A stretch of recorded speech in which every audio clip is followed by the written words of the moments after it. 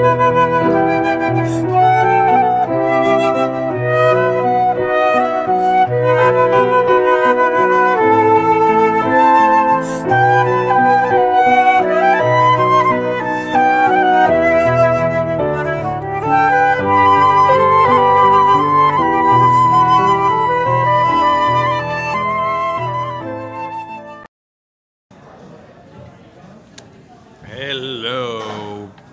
everyone.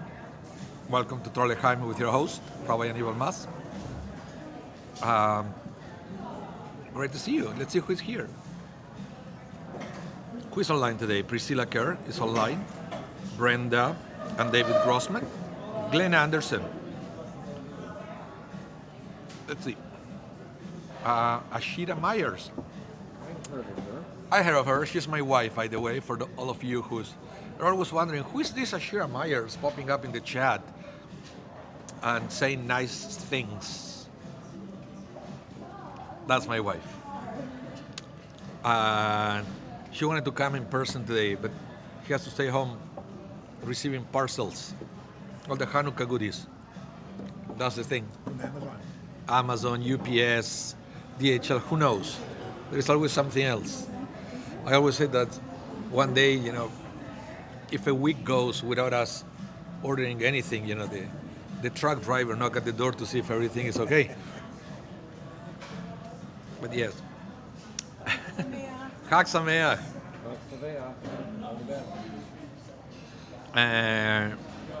Glenn, doing good every day. I'm able to walk a few more steps.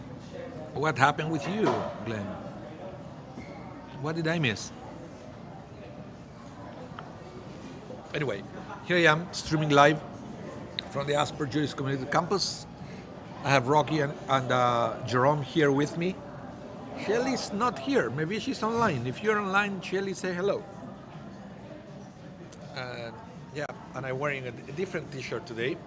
It says, Happy Chanukah, Gin and Tonica. If you ask me, the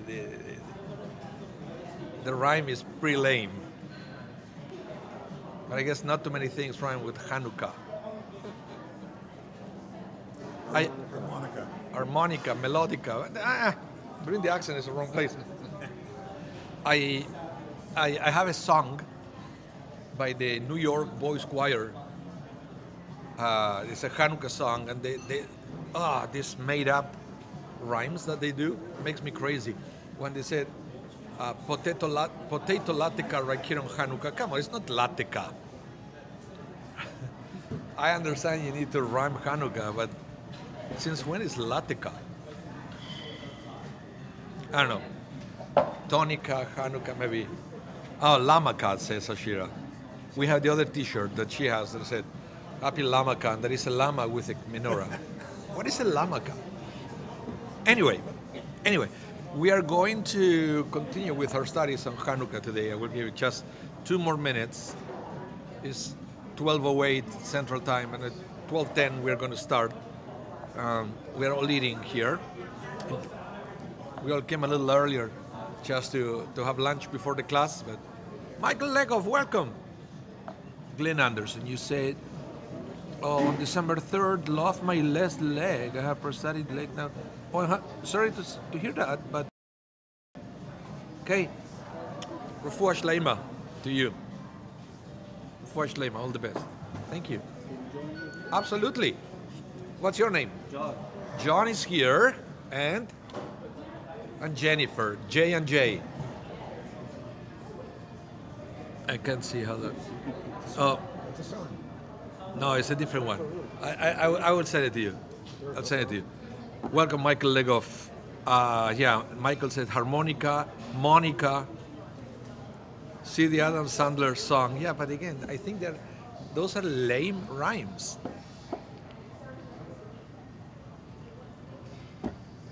Yeah, I should have a sign. I said, those are lame rhymes, change my mind. Anyway. So as you can see, everyone, still no snow outside. What's the temperature today? 2 degrees? +4, that's what I see. +4. unreal Celsius.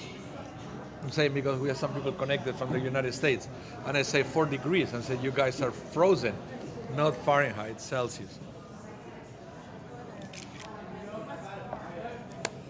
Okay, so I'm going to start the class. Let's change the thing. There you go. First, a quick reminder. We're going to say about Chanukah. And when is Chanukah? When is Chanukah? Tonight.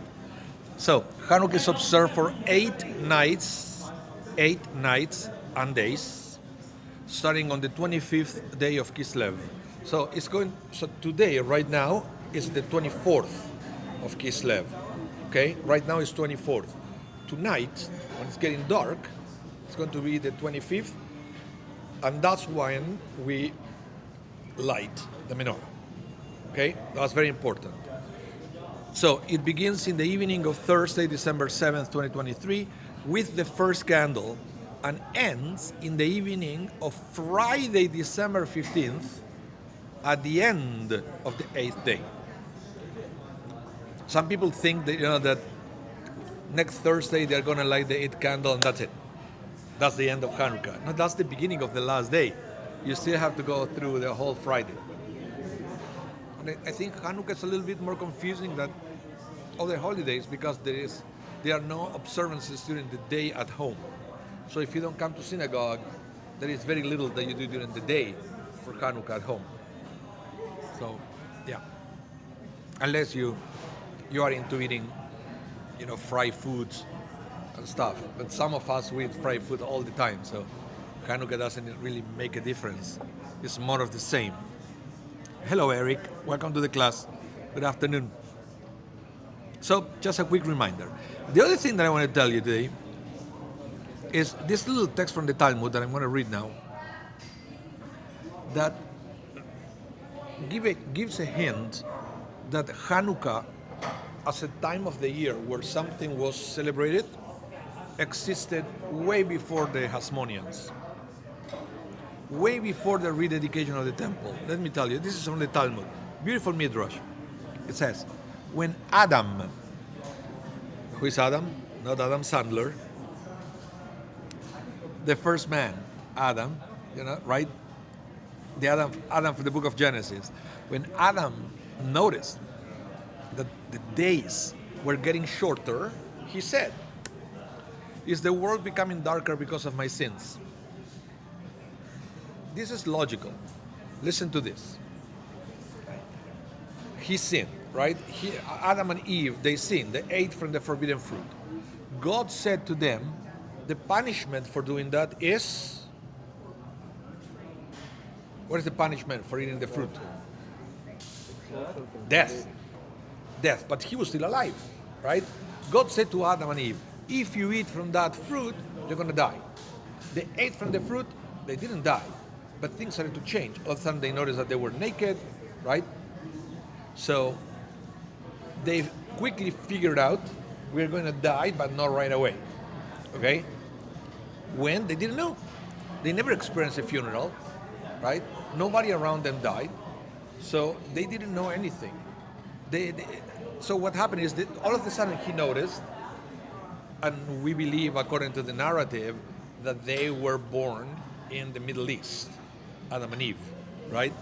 So whenever the Talmud or the Torah is talking about the seasons, you have to think of that region of the world. Because if you read this text and you're in South America, it wouldn't make any sense because it would be the opposite season. But everything was written there, so bear with me, okay? So Adam noticed that the days, yes?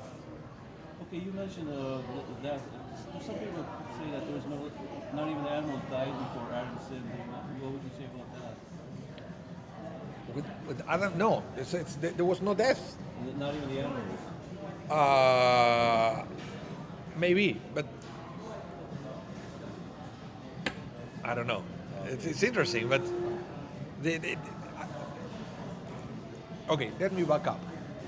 All this text that I'm reading is not factual. This is rabbinic literature in a style that is called the midrash. So it's story that try to fill the gap. Try to fill the gap, because the Bible, there are many things that we don't learn it from the Bible. So there is all these stories that right now, this is the rabbis trying to get inside Adam's head and trying to make sense of what's going around. Okay, the new reality, let's put it that way. Did it ever happen to you that you have to figure out the reality? In these days, it's very uncommon. We have precedents for virtually everything. Is that true in law, that we have precedents for virtually everything? Well, if we don't, one will come along. So, but it's very uncommon that we actually have to figure out something completely, It is uncommon. right?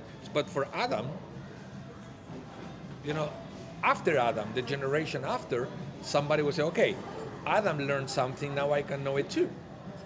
But what happened is he realized for the first time, nobody figured this out before, he realized that the days were getting shorter and shorter, okay? Which means, the winter started, right? And then he said, trying to figure it out, said, is this happening because of my sins? Maybe he thought, hey, without me sinning, it would be no cycle, right? All the days will be the same length. But now it's getting shorter and shorter. Is this because of me? Will it soon return to chaos? What does it mean? Won't know what's going to be there right or wrong time. Which was before creation. So basically what he realized is God created the world, right? The peak of creation was Adam and Eve. So now he thought maybe it will be, that's it, and now it's going back to the chaos that is mentioned in the first verse of the Bible. Hey, he's guessing here. He's guessing. Well, the rabbis are inferring that he's guessing. The rabbis are guessing that he's guessing. Yeah. Good point, Rob. And then he continued. Adam continues in the head of the rabbis. He said, and this is what God meant when he punished me with mortality. Here you go. So when God said you're going to die, it's not going to be sudden. The world is going to start fading out slowly until it's complete darkness and you're going to die. Okay? So what did he do? He prayed and fasted for 8 days. Here we have a precedent of the number 8. Keep that in mind because number 8 is very important. When we celebrate Chanukah, we celebrate it for how many days? 8 days. But this source is way before Chanukah.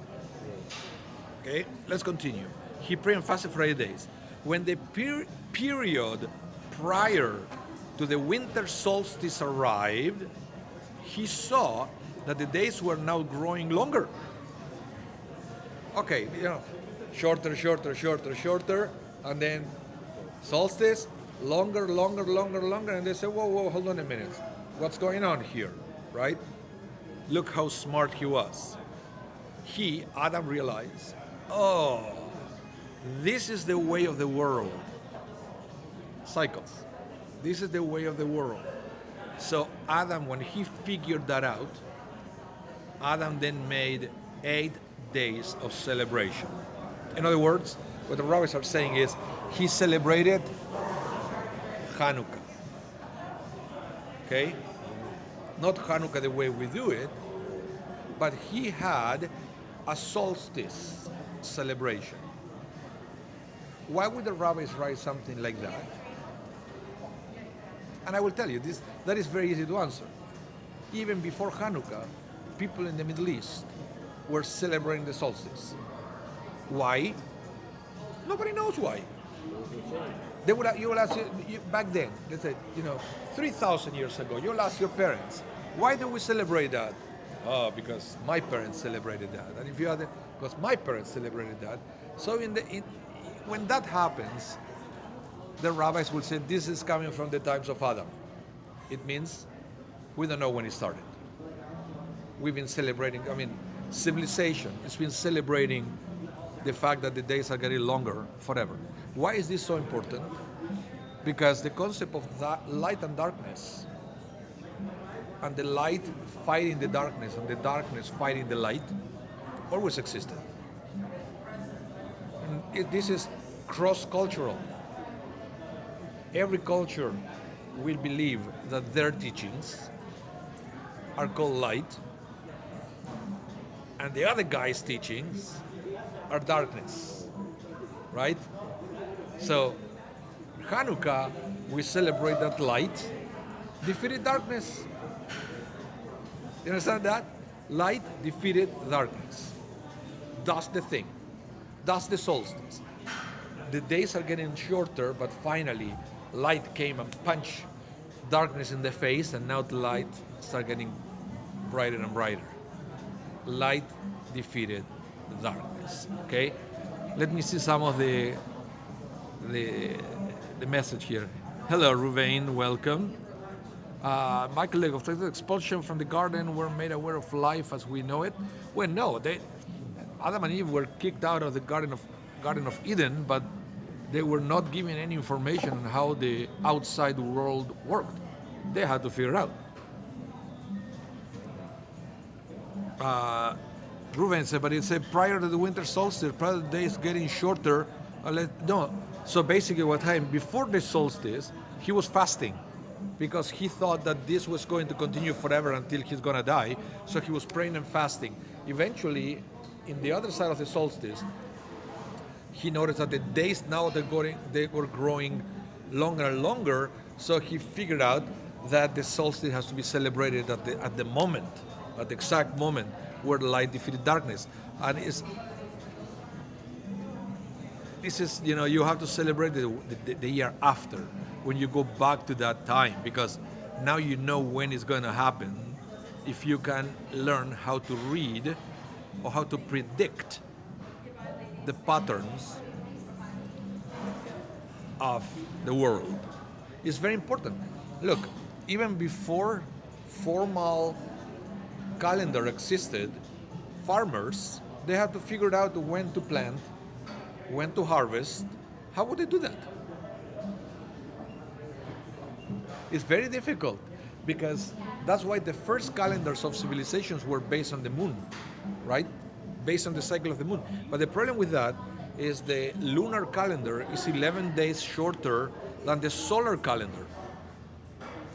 So they had to figure out how to synchronize the two. Otherwise, they will always miss the seasons. It took a while for civilization to figure that out. So sometimes we don't fully understand how blessed we are by having a calendar that you can actually know, if you're a farmer, when to plant, when to harvest, when the rains are going to start, right? We take it for granted, but it wasn't always like that. So, yeah. So, but again, Michael Legov. Okay, let's start with Ruben. Ruben said the solstice was a huge pagan holiday. It was a holiday for everybody. Everybody, it doesn't have to be pagan. It's an amazing phenomenon when it's a fact that is now the days are going to start being longer. So it's a reason to celebrate regardless of your background. Michael Legov, interesting mix of the solar with the lunar calendar, 25th of Kislev and winter solstice. Yeah, well, okay. Now we go to the point that 25th of Kislev is not always the solstice. That is a byproduct of having a formal Jewish calendar, where now we always celebrate on the 25th of Kislev, and it's very rare that we have that date at the time of the solstice. Sometimes it's a little bit before, sometimes it's a little bit after, but it's around the time. You know my question coming? No. The 25th of December, the 5th of December, being used for Talmud Torah, changing from Tal Matar to from Marita Tal to Marita Tal Matar. Okay. In the Amida, Yes. we change it depend on the English calendar of December 5th. Oh yeah, every year. Jerome is talking about that there is a liturgical change on the 5th of December that we stop praying for rain. No, actually we start praying. No. We start. It starts. Whoa, hold on. That's not the one. You are talking about that one, Morida Tal, Moshuaro, Morida Gashem. That is Shmini Atzeret. The one you're saying is Talumatar and Bracha. Yeah. Yeah. Talumatar and then Bracha. So that's what we change. But it's a different reason. I read about that and it's very messy if you go to the Talmud. The math that allowed the rabbis to say the 5th of December is very weird. And I won't try to explain it because I don't fully understand it. Change the 5th, the solstice. Yeah, but it is based on the solar calendar. Yes, yes. So let's continue. So I wanted you to understand. This is very important for us to understand that Chanukah had a historical precedent. But then, okay, let's extend this philosophy a little longer. What other holiday is huge in Pesach. huh? Pesach. No, in this time of the year. What other holiday? Christmas. Christmas. What is Christmas? Well, it's supposed to be celebrating the birth of Christ, but he was Okay. actually born in No. That's okay. That's okay. Let's take that. Let's take that. Let's take that. There's a huge group of people that they believe that the Messiah was born, right, at this time of the year. But that only starts when the Messiah is born. But isn't that, to their understanding, light defeating darkness? I guess. So I don't think all things are coincidence. And the fact that Chanukah happened on this time of the year, oh, light defeated darkness. Even more so, they light a menorah. Now things are making sense, right? All the lights. Because it's a time of the year when we celebrate lights. So having lights in the celebration of Chanukah is not a coincidence. It's not a coincidence. Have that in mind. Let's continue. So, let's go a quick recap of Chanukah. And this is interesting, but I will ask you a question, and this is probably going to be my sermon on Saturday. Why do we celebrate Chanukah?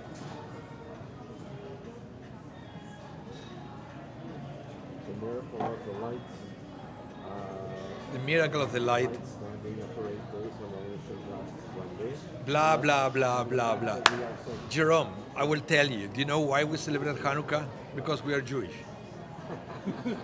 No, it's not a joke. that's the biggest miracle there, the 10,000 years. No.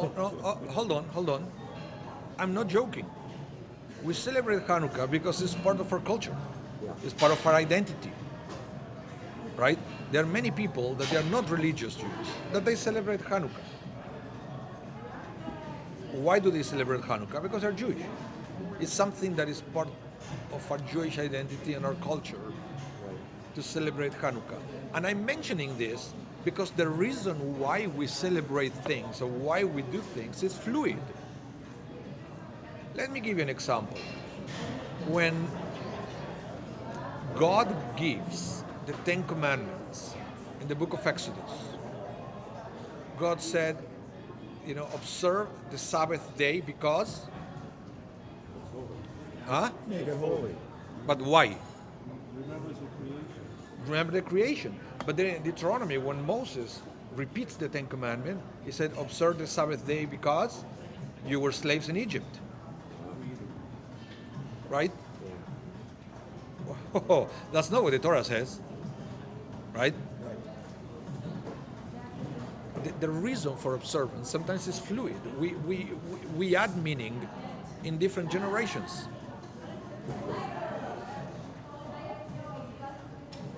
See where this is going. Where?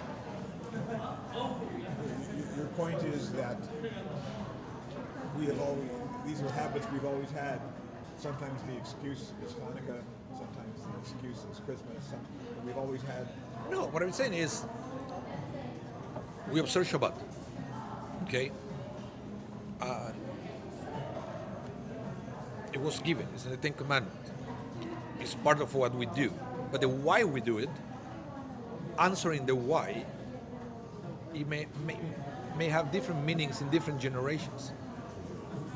The why Hanukkah is so important, it may be different in every generation.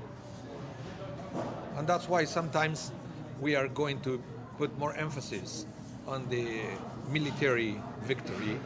Sometimes it will be more in the spirituality of the oil, right? And some people will say, no, it's because it's something that is a Jewish thing to do in a time that there are so many things that they are not so Jewish around. So I want you to think about that. So let me read the historical reasons for Chanukah, okay? Let's put it that way, the historical reasons. This is the words of Maimonides. Maimonides said, when the Greeks ruled during the Second Temple period, they oppressed Israel with harsh decrees. They banned the religions and did not allow them to be engaged in Torah and mitzvot. They also robbed their wealth and invaded the daughters and entered the shrines and raised havoc, defiling all that was pure. And Israel suffered greatly from them until the God of our fathers had mercy and saved us from them.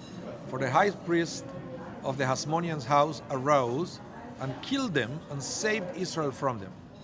A kingdom was made from the priests, and the kingship was returned to Israel for more than 200 years until the destruction of the Second Temple. So far, so good? I think that was year 139 BCE. I think so. I think it was 139 BCE. So that means that the first year they celebrated Hanukkah was? Which year? What was the first year they celebrated Hanukkah? 138, the year after. So if they entered to the temple to the 139 BCE, the first Hanukkah was the year after. Because when they entered, the rabbis decided, hey, starting next year, we start celebrating Hanukkah. In the land of Israel. Well, this is things that nobody talks about that much anymore, because they say, hey, are you telling me that Jews were in Israel back then? Yeah.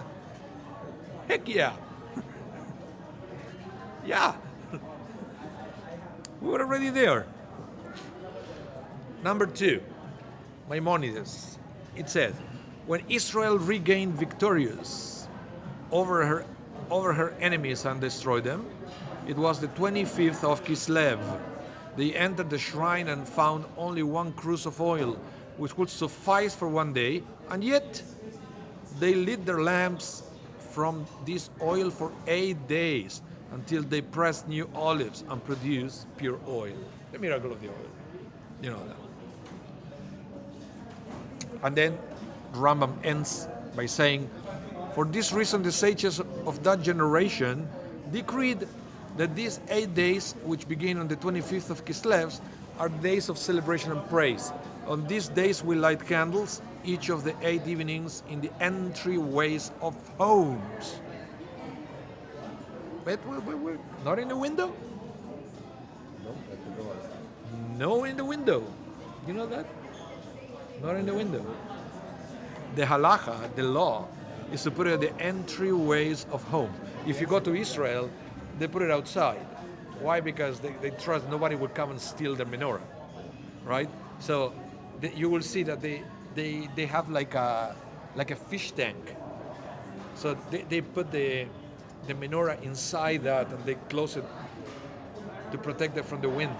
But they put it right outside the house. Many houses, they already have that little, it's like a little shrine. It's built in, and they put it there. It's the same that some houses, they already have a specific or dedicated space for the sukkah, right? So they are built that way.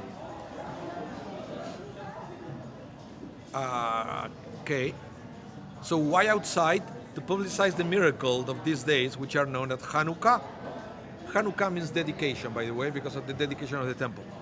It is forbidden to eulogize and fast on these days, just as it is on Purim. Lighting candles is commanded from, listen to this, rabbinic tradition. So that means don't try to find it in the Torah, it's not from the Torah.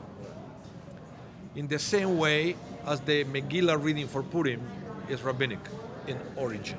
Okay? So this is the way we celebrate Hanukkah. And from there, we always added more meaning to why it's so important. And I will give you examples of how the understanding of why Hanukkah evolved. One of the reasons that Hanukkah became so important for Jews is because of the development of Christmas, where the entire towns becomes Christianized by Christmas. Put on the radio, what do you listen? Over and over. All that happens are Last Christmas, you can't get away from it. Go on the TV, everything is Christmas, Christmas, Christmas, right? So, observing Hanukkah not as a cheap copy of Christmas, but as a Jewish holiday during a time when everything is so Christmas-y, I think is an extra meaning for this generation. So, yes, hi. I'm online, but I can. Wait, if it's a second, I can answer you. Do you light the Chanukah before Hanukkah starts? Well, no, actually, after. It's not like Shabbat. Shabbat, you start the candle before Shabbat starts. Okay. Hanukkah is after it's already dark. Okay, great. Yes. That's a good question because I'm teaching about Hanukkah, and that will serve my students as well. You're welcome. So that's why Hanukkah became a celebration of Jewish pride. Was it like that at the beginning? I don't think so. But it became that. In the same way that Shabbat became a reminder that we were slaves and you have to be careful the way you treat others. That was not in the original law, but Moses saw an opportunity to teach his people. So in Hanukkah, we can understand many new things that it can resonate with us. I wouldn't say that it's new. I would say that there are things that we can reveal in every generation that they were always there, and sometimes we didn't pay attention. That's why I think, and I understand that some people try to make Hanukkah as close as Christmas as possible. Like the Chanukah bush and thing. And hey, again, this is a rabbinic celebration, right? So we have a little bit more freedom of interpretation of what we do, but I think it's a mistake. I think it is important to make it like it has to be something that screams Jewish everywhere. Yeah. Starburst Solaris. I wish I knew your name, but welcome to the class anyway. Okay, so let's continue. Let's continue with this. So, how do we do it? You know, the way we like the menorah, 1, 2, 3, 4, 5, all the way to 8. Why we do it that? From the Talmud, listen to this.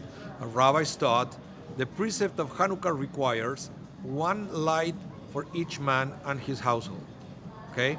So it said, first generations, they celebrated Hanukkah by lighting 1 candle every night. 1 candle per household. That's it. Okay? Eventually, those who seek to beautify the mitzvot, okay, there were people who said, we can do better. We can do better at 1 candle, right? They said, Those who seek to beautify the mitzvot kindle a single light for each household member. It's not one candle anymore, it's one candle per person. But it's still one candle every night. Okay? Now, some other people eventually said, that's not enough. We like to complicate things. We are Jewish after all. So concerning those who are particularly eager to beautify the mitzvot, the house of Shammai says, on the first day he lights 8, and then decreases in number each day. So the school of Shammai says you start with 8, you finish with 1. Okay? But the house of Hillel said, on the first day he kindles 1 and then 8. The opposite. Eventually the house of Hillel was the winner, 1 to 8. And because the house of Hillel reason for requiring a continual increase from 1 to 8 lights is the principle that in sacred matters we elevate and do not lower the degree of sanctity. Okay. Starbucks Solaris says, Florence, welcome. Florence from Bangalore, India. Whew. What time is in India? We all want to know. It's probably dark already. That's why we now have one menorah per person, so it's good today. No, but now we have one menorah per person. Every person in a household needs a menorah.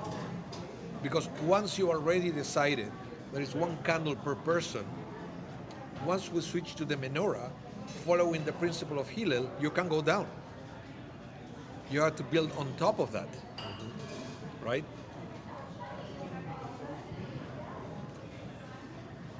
Bangalore, India, 12 p.m. Wow. Ah? Midnight. No, but now it's 12 p.m. here, so 12 a.m.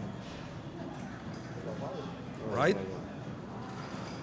I don't know. Okay, so I wanted to give you the idea that this principle of we always elevate and never decrease became a rabbinic principle that it was applied for many other things in Jewish law. And it's coming from the discussion of Chanukah.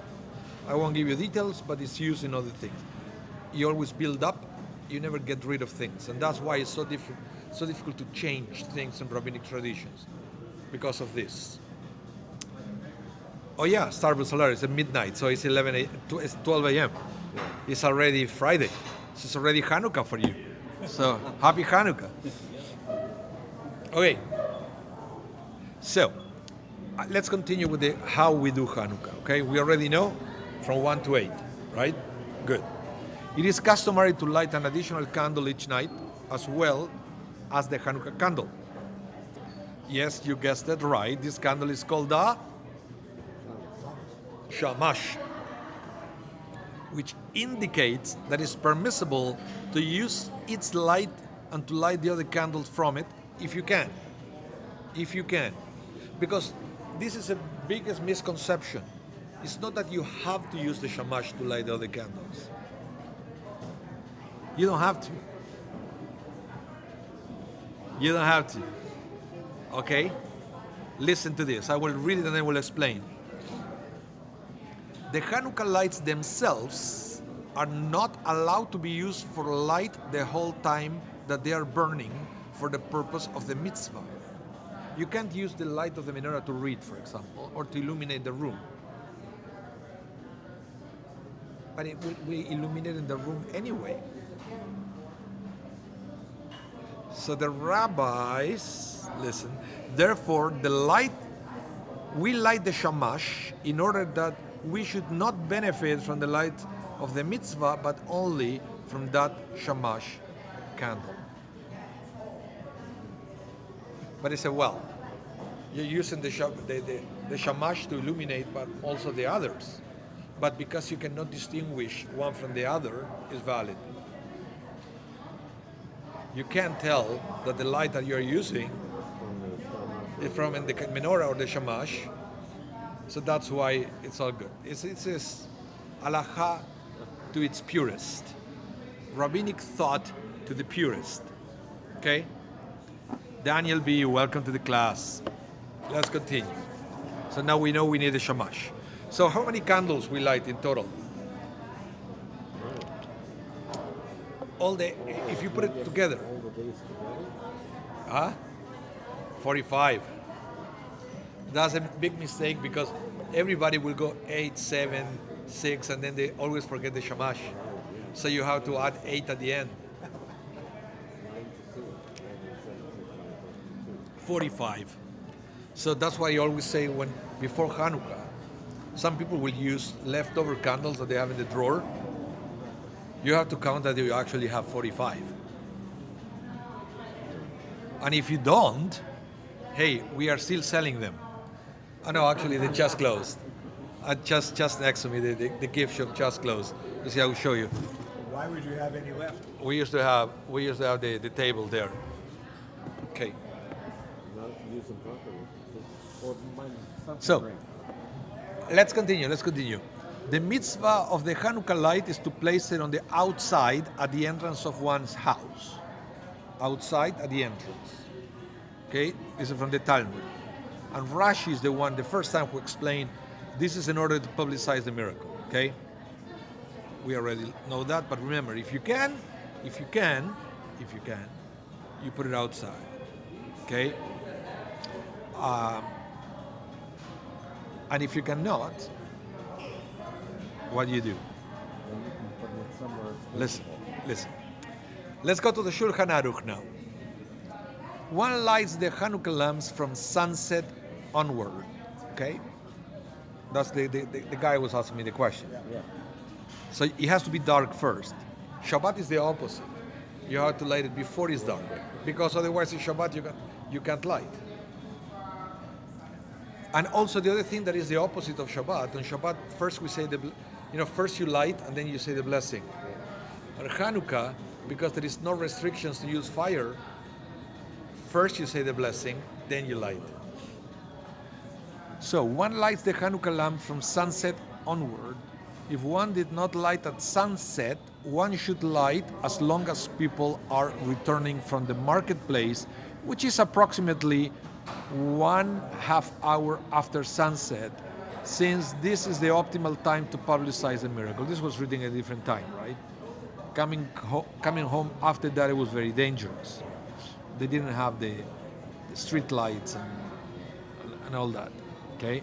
So, but in these days, it's basically, if you can, well, still there's people moving around because you want people to see it. If this time period has passed and one has not lit the lamps, sure, you can light it the entire night with a blessing. With a blessing. So basically we said, preferable when people can see it. Plan B, with no people around, but as far as it's still dark, you can still light it with a blessing. Okay? That's it. Can I ask you a question? Yes. This has been bothering me. You said that halachically, if you have a Chanukah and it's electric, you cannot say blessings. Correct. If it's electric, you cannot say blessing. But for Shabbat, you cannot light a match because you're creating. When you turn on Chanukah, you're creating. What's the difference? No, it has to be And you say a because, bracha on the other. because the rabbi decided it has to be something that is considered fuel or a menorah. No, it was decided that it's not. So I it think could, it has to be a flame. yeah, it has to be either a candle or oil. You can use tea lights, another thing, but you cannot use the electric light with a blessing. We had this discussion in the Council of Rabbis today because we are going to Simkin Center, right? Right. And Rabbi Benarosh was told that the units where we have to go, because each rabbi will go to different unit to do it, they use electric, right? So he was saying that he will do it, but he cannot say the blessings, right? And then when it was my turn, I said, that's not a problem, but since I'm using an electric piano, I said, I will play it without a blessing, don't worry.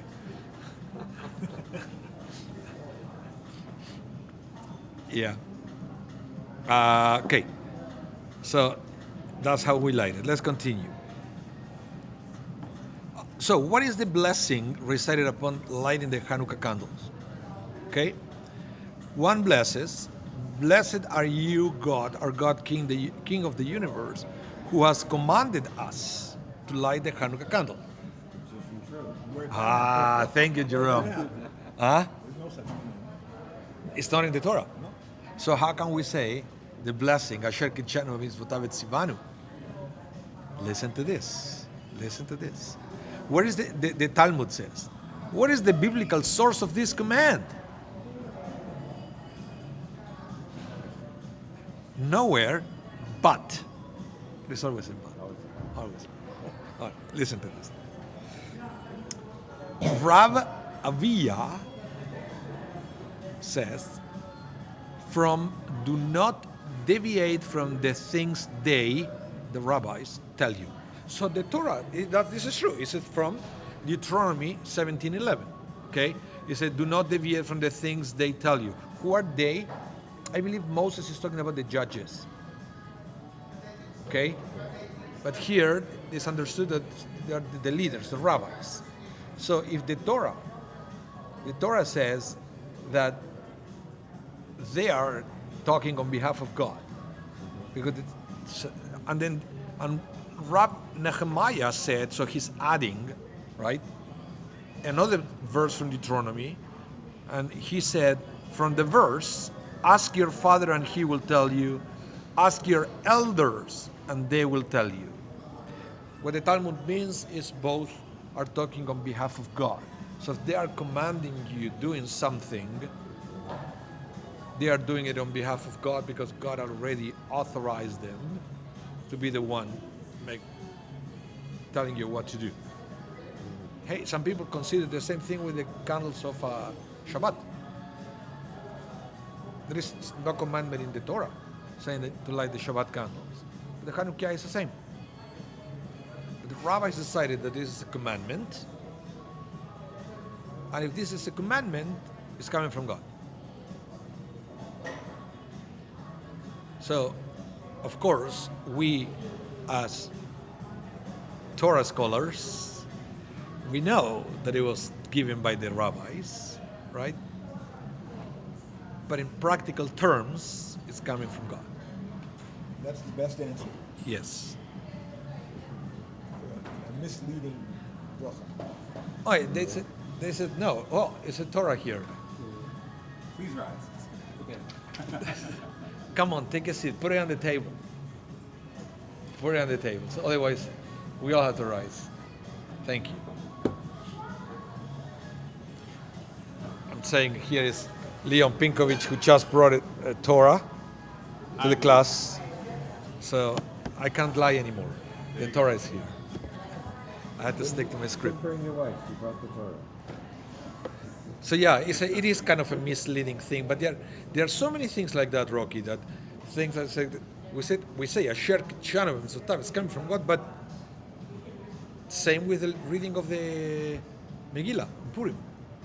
Yes. We don't stop and think about that.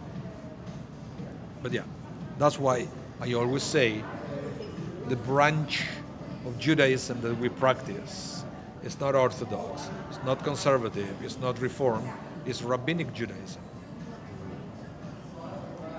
That is the umbrella name, Rabbinic Judaism, for stuff like this.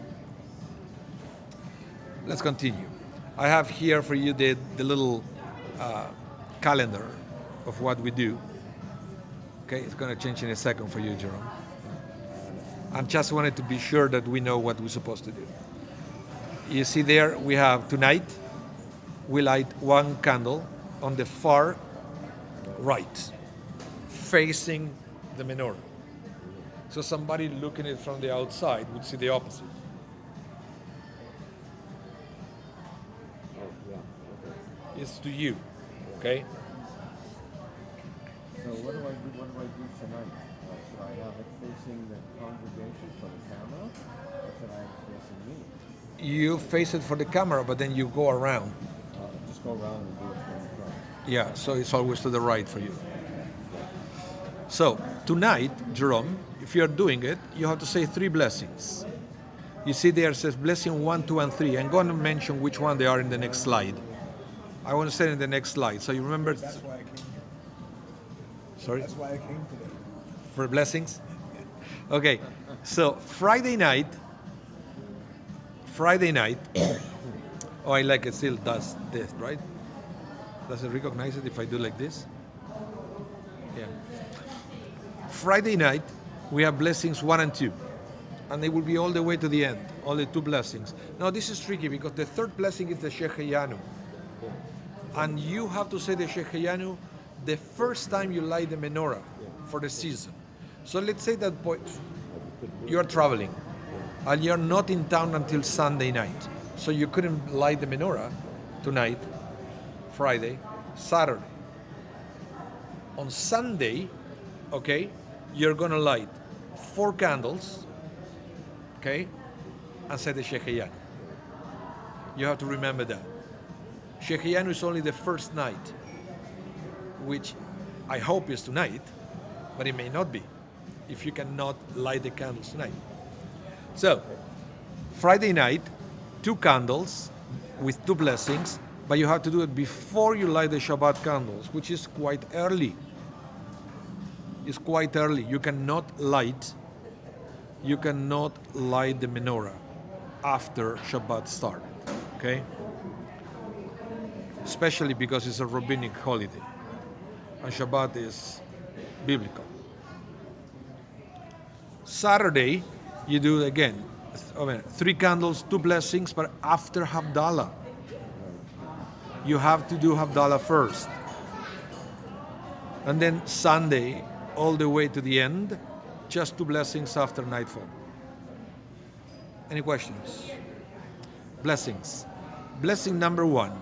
Baruch atah Adonai Eloheinu melech haolam asher kidshanu v'mitzvotav v'tzivanu lehatlik ner shel Chanukah. Okay?